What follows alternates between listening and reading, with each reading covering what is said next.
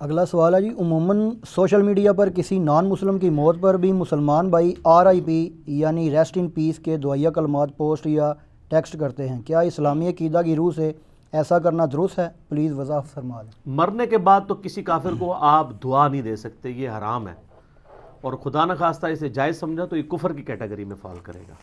صراحتاً قرآن حکیم میں اللہ تعالیٰ نے اس کو منع کیا ہے، اور کس کو منع کیا؟ پیغمبر کو، نبی صلی اللہ علیہ وآلہ وسلم کو، سیدنا ابراہیم کو، آپ علیہ السلام کے صحابہ کو۔ آپ سورہ توبہ کے بالکل اینڈ میں پہنچ جائیں نا تو اس حوالے سے بڑی ڈیسائسو آیات ہیں جو مسلمانوں کا عقیدہ کلیئر کر دیں گی، اور اس مسئلے کو ہلکا نہ جانے۔ جس کا دل کرتا ہے وہ جناب فوراً لکھ دیتا ہے RIP ریسٹ ان پیس، کافر کے لیے، مسلمان کے لیے چاہے وہ آپ کے فرقے کا ہے یا نہیں ہے، کلمہ گو ہے، آپ لکھ سکتے ہیں، اس کا جنازہ بھی پڑھیں، اس کے لیے دعائے مغفرت بھی کریں۔ کلمہ گو مشرک ہے تب بھی کریں، اللہ کا معاملہ ہے، کلمہ گو ہے نا، وہ اللہ تعالیٰ اس کے سرکمسٹانسز دیکھ کے ڈیسائیڈ کرے گا۔ لیکن جو کافر مشرک ہے، جس نے کلمہ ہی نہیں پڑھا، جس نے نبی علیہ السلام کو پروفٹ ہی نہیں مانا، اس کا معاملہ اللہ کے سپرد، آپ اس کے لیے دعا نہیں کر سکتے۔ یہ دیکھیں سورہ توبہ میں اینڈ پہ جا کے یہ آیات نمبر ہیں 113 اور 114، اعوذ باللہ من الشیطان الرجیم۔ ما کان للنبی والذین آمنوا، کسی نبی کے لیے یہ شایع نہیں ہے اور نہ ہی ایمان والوں کے لیے، ان یستغفروا للمشرکین، کہ وہ کسی مشرک کے لیے استغفار کریں۔ یہاں مشرک سے مراد وہ اہل حدیث جس کو مشرک کہتے ہیں وہ والا نہیں، مشرک سے مراد بت پرست مشرک، کافر مشرک۔ وَلَوْ كَانُوا أُولِي قُرْبَى، چاہے وہ اس کا قریبی رشتہ دار ہی کیوں نہ ہو، مِن بَعْدِ مَا تَبَيَّنَ لَهُمْ أَنَّهُمْ أَصْحَابُ الْجَحِيمِ، اس کے بعد کہ جب اس پہ یہ بات کھل چکی ہے کہ وہ دوزخی ہی ہوگا۔ ظاہر ہے کہ جنرل رول یہی ہے کہ جو مشرک ہے وہ دوزخ میں جائے گا۔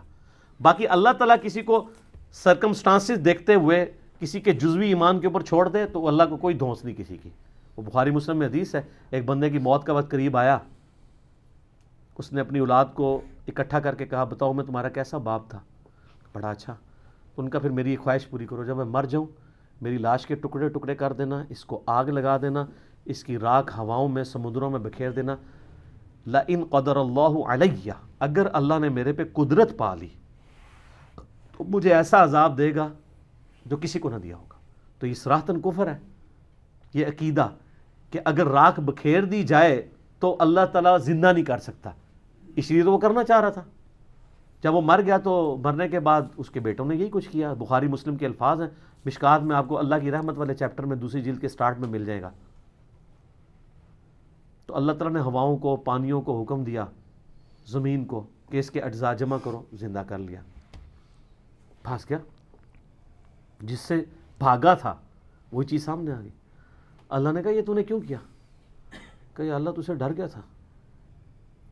تو اللہ نے فرمایا تیرا یہ عقیدہ تھا تجھے مرنے کے بعد کوئی زندہ کر کے پوچھے گا؟ اس نے کہا یا اللہ میرا یہ عقیدہ تھا کہ مرنے کے بعد مجھے کوئی زندہ کرے گا، لیکن اس طریقے سے وہ سمجھتا تھا کہ اگر میری راکھ بکھیر دی گئی تو میرا مالک مجھے زندہ نہیں کر سکے گا۔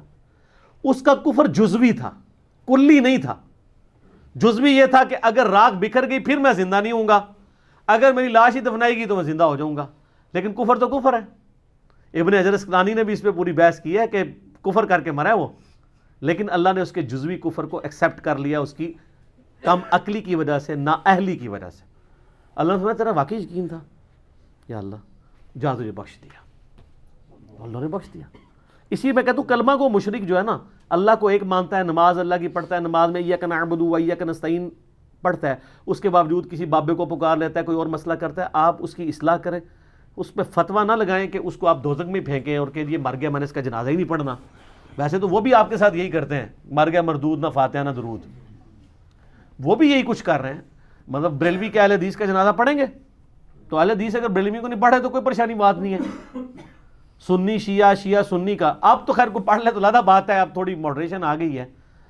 تو یہ اللہ تعالیٰ فرما رہا ہے کہ جب ان پہ یہ کھل جائے کہ مشرک ہے، نہ ان کے ساتھ استغفار نہیں کر سکتا۔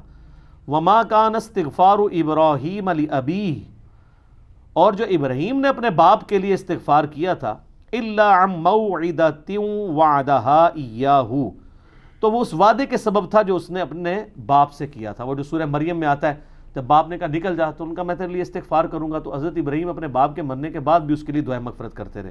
تو اللہ نے ایک کانٹا نکال دیا کہ کوئی ابراہیم کی پلی نہ لے کہ ابراہیم ہی تو اپنے کافر باپ کے لیے. ٹھیک ہے، اب یہ باپ تھا یا وہ چچا تھا، یعنی باپ کے دو معنی ہیں نا، والد اور چچا دونوں کے لیے باپ کا لفظ، تو یہ ایک علیحدہ بحث ہے، اس کو چھوڑ دیں. تو یہاں پہ باپ ہے، تو باپ کے لیے جو اس نے استغفار کی تو اس وعدے کے سبب تھی. فلما تبین له انه عدو للہ، لیکن جب اس پہ یہ چیز کھل گئی کہ وہ اللہ کا دشمن ہے، تبرأ منہ، تو انہوں نے پھر اعلان برات کر دیا. ٹھیک ہے، ان ابراہیم لأواہ حلیم، ابراہیم علیہ السلام جو ہے وہ آہیں اور سسکیاں بھرنے والے اور حلم والے تھے. یعنی ابراہیم علیہ السلام نرم دل تھے، اس لیے وہ اپنے باپ کے لیے ان کے مرنے کے بعد بھی دعا کرتے رہے. کیا نرم دل تھے. قرآن میں آتا ہے نا، فرشتے جب انسانی شکل میں آئے، سورہ ذاریات میں ڈیٹیل آتی ہے، تو ان کے لیے بنا ہوا بچڑا لے آئے، جب رکھا. اب حضرت ابراہیم کو تو نہیں پتا تھا یہ فرشتے ہیں. آپ کے بزرگوں کے علم غیب ہے، حضرت ابراہیم کو نہیں تھا جب تک اللہ بتائے نا. نال نال ٹھیک ہے عرض کریں گے. تو جب انہوں نے نہ کھایا نا تو ان کے دل میں، قرآن میں آتا ہے کہ ان کے دل میں خوف آیا کہ یہ، کیونکہ دشمن جو ہوتا تھا نا وہ نمک نہیں کسی گھر کا کھاتا تھا، ورنہ اس کے ساتھ وفاداری کرنی پڑتی تھی. اس طرح کے ایٹیکیٹس اس جاہلیت کے دور میں بھی تھے. تو انہوں نے کہا یہ لگتا ہے غلط ارادے سے آئے، اس لیے میرے گھر کا نمک نہیں کھا رہے. تو پھر فرشتوں نے کہا گھبرائیے نہیں، ہم ایک قوم کی طرف بھیجے گئے ہیں، قوم لوط کی طرف، ان کو تباہ و برباد کرنے کے لیے. تو قرآن میں آتا ہے کہ وہ پھر قوم لوط کے معاملے میں بھی جھگڑنا شروع ہو گیا. قرآن نے اس جھگڑے کا ذکر نہیں کیا، لیکن تورات میں وہ پورا جھگڑا موجود ہے. کیا تھا؟ اب چونکہ نرم دل تھے تو حضرت ابراہیم علیہ السلام نے کہا اچھا کیا کرنا ہے مارنے کے لیے ان کو؟ اوپر سے نیچے پھینکیں گے، پتھروں کی بارش کریں گے. تو انہوں نے فرشتوں سے کہا کہ اچھا یہ بتاؤ، اگر 10 ایمان والے ہوئے وہاں پہ تو ان کی وجہ سے باقیوں کو بھی چھوڑ دینا یار. انہوں نے کہا جی چلے ٹھیک ہے، اگر 10 بھی ہوئے نا ہم ان پہ عذاب نہیں کریں گے. وہ اس لیے کہ ان کو پتا تھا کتنے ہیں، اللہ نے بھیجا ہوا تھا. حضرت ابراہیم نے کہا یار اچھا، انہوں نے کہا نہیں 5، اگر 5 مومن نکل آئے لوط کی قوم میں، پوری قوم میں، تم نے عذاب نہیں بھیجنا. انہوں نے کہا جی ڈن. حضرت ابراہیم تو وہ تو ایکسپیکٹ نہیں کر رہے تھے کہ صرف 2 بیٹیاں ہی نکلیں گی. ہاں رائے ونڈ اجتماع میں 16 لاکھ بندہ اکٹھا ہوتا ہے، اور ملتان اجتماع میں بھی 20 لاکھ بندہ اکٹھا ہوتا ہے. لوط علیہ السلام کے ساتھ 2 بیٹیاں ہی تھیں. یہ جو آپ اتنے بڑے بڑے مجمع دیکھ رہے ہیں نا، یہ محمد رسول اللہ کی کرامت ہے زندہ. یہ امت کا خمیر توحید سے اٹھا ہوا ہے، جو اس بڑے لیول کے اوپر، یہ پرانی امتوں میں اس امت کی مثال اس لیے دی جاتی تھی کہ یہ امت توحید ہے، کہ بڑے پیمانے پہ لوگ حق قبول کریں گے. اگر آپ اس کو کمپیئر کریں تو پوری انسانی ہسٹری میں اتنے لوگوں نے توحید نہیں قبول کی ہے جو ایک ایک ایرا میں، ایک ایک سینچری میں مسلمان جتنے رہے ہیں. یہ نبی علیہ السلام کو اللہ نے ایک اعزاز دیا ہے. اسی بخاری مسلم کی حدیث ہے کہ جنتیوں کا نصف میری امت ہے، اور ابن ماجہ میں حدیث ہے جنتیوں کی 120 میں سے 80 صفحے میری امت سے ہیں، کیونکہ میرا معجزہ قرآن ہے نا. بخاری مسلم میں حدیث ہے کہ انبیاء پہ ایمان لانے والوں کی تعداد ڈیپینڈ کرتی تھی اس کے معجزے پہ. مجھے اللہ نے وحی کا معجزہ دیا، میں اللہ سے امید کرتا ہوں سب سے زیادہ امتی جنت میں جانے والے میری امت سے ہوں گے. یہ لہذا اس کو کوئی رائیوڈ کا کمال یا دعوت اسلامی کا کمال نہ سمجھے، یہ امت کا خمیر توحید سے اٹھا ہوا ہے. ٹھیک ہے، سالار کارواں ہے میر حجاز اپنا. تو یہ نبی علیہ السلام کی زندہ کرامت اور معجزہ ہے الحمدللہ. تو حضرت ابراہیم علیہ السلام تو سیٹسفائی ہو گئے، لیکن وہاں سے 2 بیٹیاں اور ایک لوط علیہ السلام کی اپنی بیوی بھی قرآن میں آتا ہے، اور وہ بھی کافرہ تھی اور وہ بھی تباہ کر دی گئی. تو یہاں پہ بھی حضرت ابراہیم کا اللہ نے کہا کہ بڑا نرم دل،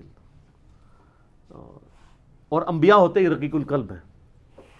آپ چھوٹے بچوں کو بھی دیکھا، چھوٹی سی بات پہ روئیں گے، ہنسانا چاہیں اسی ٹائم ہنسا لیں، ہنسانے کے دوران دوبارہ رلانا چاہیں رلا لیں. بڑا بندہ تو نہیں کر سکتا. یہ جتنا مرضی مائناس قسم کا بھی ایکٹر ہو، اس کو بھی دوائی آنکھ میں ڈالنی پڑے گی آنسو لانے کے لیے، وہ ڈالتے ہیں نا ڈراموں والے.